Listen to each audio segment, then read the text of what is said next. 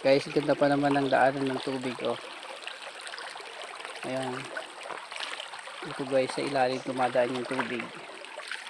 Ayan, oh. Oh. Ang ganda, linaw. Diba guys, ang linaw ng tubig. Ganda. Ang ganda ng at ang linaw ng tubig.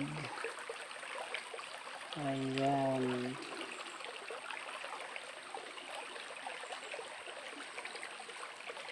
Napakaganda.